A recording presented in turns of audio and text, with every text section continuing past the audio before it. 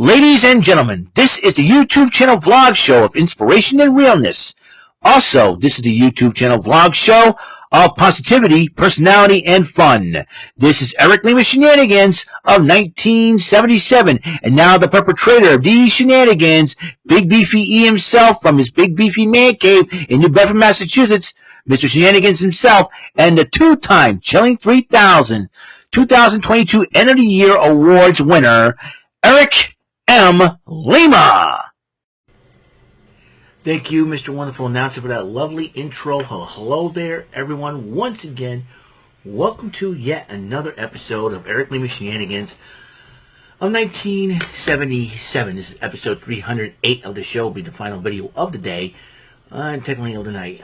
It is January the 18th, 2023, 10:04 p.m. Just got done watching AEW Dynamite, and to let you know, a lot of exciting things are happening. A lot of things are on a run. But at the same time, I want to give a shout out to Courtney Jean on Twitter, who is a big wrestling fan, especially of Ring of Honor. And she was a little upset about Jay Briscoe not getting a whole lot of tributes and all that. And I was kind of expecting, because of Ring of Honor being connected with AEW, and, you think everybody would come out and give some kind of 10-bell salute to Jay Briscoe. And unfortunately, AEW did not do that. And it's kind of outrageous. Even though a lot of wrestlers wearing the Jay Briscoe armbands, paying tribute to him and stuff, but a little tribute show. They said they're going to do that for the Honor Club and all that, but for the live audience and everything else. And I think people deserve to see that. And I have to agree with Courtney Jean on this one. And if you're watching this, Courtney Jean, I'm with you. They should have done some kind of tribute, but I don't know if I really don't know. So I really don't know what was the reasoning behind them not doing it, and I'm not going to jump to conclusions about anything. And I can, people of generations nowadays just don't, they're not showing respect towards a lot of people. So, anyways, let's get this thing done and over with. I am sure that there is a tribute to them via a matchup, I think. So here's the deal. The All-Out title kicked off. AEW Dynamite, Orange Cassidy defended against Jay Lethal. But there was a huge stipulation that went down. If Jeff Jarrett, Satnam Singh, or Sanjay Dutt get involved in the matchup or get physical in any way possible, Sanjay Dutt would be fired. So while the match was going on, Jeff Jarrett, Satnam Singh, and Sanjay Dutt sneaked their way through the crowd and decided to sit among the crowd. But Danhausen acted like a security, said, "Let me see your tickets." And then he's getting people over here and kicking them out of the seat.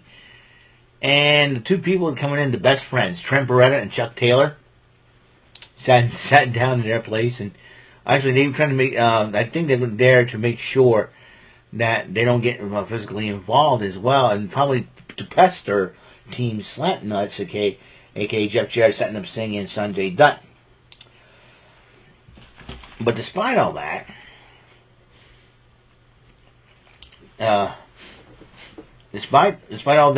Orange Cassidy did end up retaining the championship. And then, this matchup, this tag matchup, to me is a battle of two brother teams. I think they're paying tribute to the Briscoes in this one. Top Flight and the Young Bucks. And Top Flight ended up picking up the huge victory over the Young Bucks. And that was a huge victory for Top Flight. That could put him in, up there for the tag team rankings. But if they get a partner like AR Fox again, they could put him in the trios rankings as well. So I think all those best 7 matches that the Young Bucks were involved in for the trios titles has possibly taken them out of things that haven't, they have not, shared that chemistry. Maybe Brandon Cutler made a mistake. We'll find out what's going on there.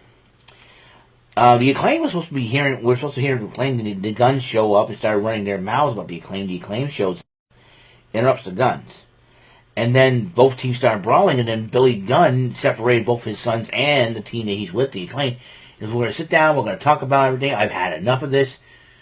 So that's it. So Billy Gunn walked away. Max Caster and NT Bones is okay, we'll do it. And the Guns are like, what the heck is going on?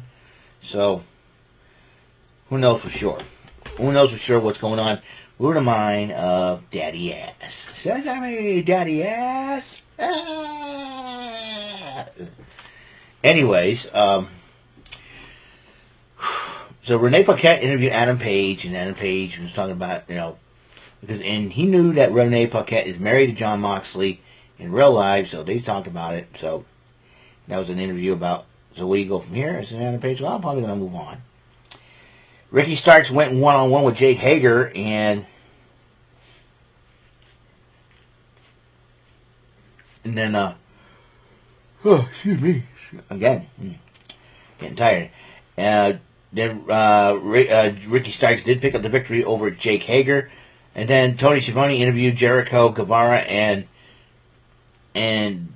Daniel Garcia, and says, I've had enough. How about me and Guevara, Les Sex Gods, take on Action Andretti and Ricky Starks? But then Daniel Garcia says, hey, Jericho, I got him.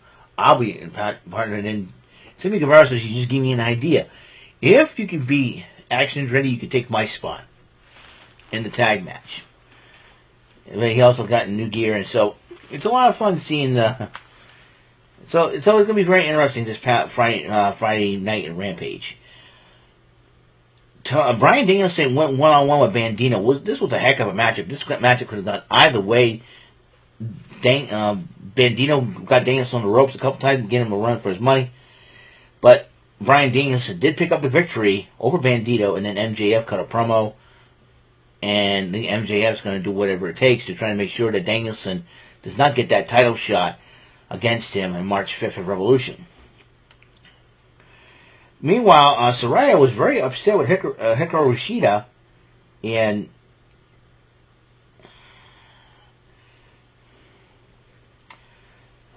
Hikaru Shida, when she's doing the Tony Stone, it's just an accident and all that. But she turns around, tells us, right, these homegrown girls, and Hikaru Shida was like, oh boy. So, anyways, Renee Paquette interviews then Prince Nana and Brian Cage in the embassy. MJF interrupts him, holds him an envelope full of money, and says, you know what, I don't care if you win or lose. Let's break his arm. Consider it done. And then MJF slaps Brian Cage. I'm like, what are you doing, boy? What are you doing? That guy can tear you apart. So, Tony Storm went one-on-one with Will Nightingale. And Tony Storm did pick up the victory, but then Shida came down to ringside during the matchup despite Saraya's demands, because Saraya told Shida, stay in the back. But then Will Nightingale, got up after the referee made 3 count. Tony Storm picked up the victory.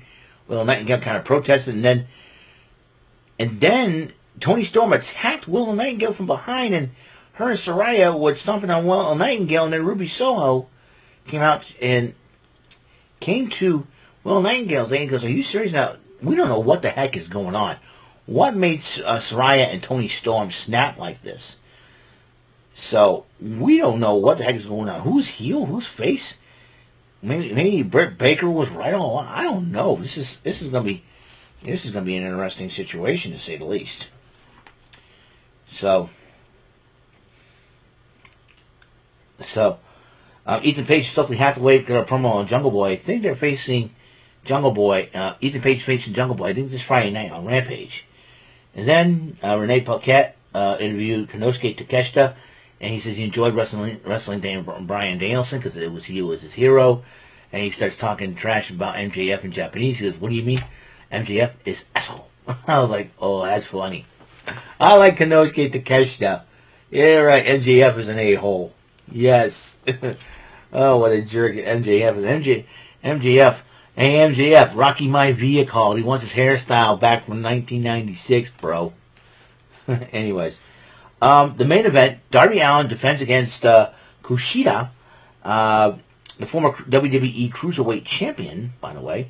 TKC and Kevin Knight of the LA Dojo joined him, and they try to pull an Owen Hart. You know, they tried to get Sting to throw in the towel. They toss the towel, and Sting wipes his face with it, tosses it away, and then Darby Allin retains the title against Kushida. So, and that's where the event ends. All right, that's all the time we have on this episode of Eric Lima Shenanigans in 1977, episode 308. Again, if Courtney Jean, you're watching this, saw your tweet. I agree with you. They should have done something considering AEW. Considering AEW got Ring of Honor, and they should have done something for Jay Briscoe, and a little bit more than just in memory of and all that, and you should have done 10 bell salute and all that. I mean, he died in his very young age, 38. I'm 7 years older than him when he passed away, so makes me think, well, I'm still alive, but I kind of feel sad for the Briscoe family, the Pugh family, because Jim and Pugh was his real name, and they should have done something for Jay Briscoe and then just a little, it says in memorial of Jim and Pugh, Jay Briscoe. So we'll see what happens, and I know they were planning on doing something for Honor Club and all that. So, yeah, tribute matches to him. We'll see how, I'm sure everybody pays tribute to someone they love in their own different ways, of course. So, I don't know the reason why they didn't go all the whole 9 yards, but, whatever. So, whatever the reason, it's the reason. Can't do anything about it. I wish I could change, say something. And I do have an opinion, too. I agree with Courtney Jean, and they should have done something for Briscoes at least, especially for Jay Briscoe. But that's my opinion.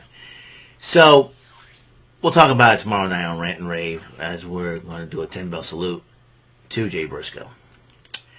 So, episode 308 is concluded, and hope you like the new intro. I just had to add a little new thing to the intro, because I am now a two-time Chilling 3000's End of the Year 2022 Awards winner, and that's really, really cool. So I'll talk a little bit about that tomorrow on Night and Rant and Rave as well. So I'll see you guys later. Until the next episode comes rolling around, Mr. Announcer, please take us home. That is all for today's episode of the show. This is Mr. Lima speaking for Eric Lima Shenanigans of 1977. A Big Beefy E, do it for Bob Saget production, and in association with A Sweet Bowl for Raving Dingleberries Telepictures and Distribution. Thank you for watching another great episode of Eric Lima Shenanigans of 1977. Until the next episode, goodbye for now.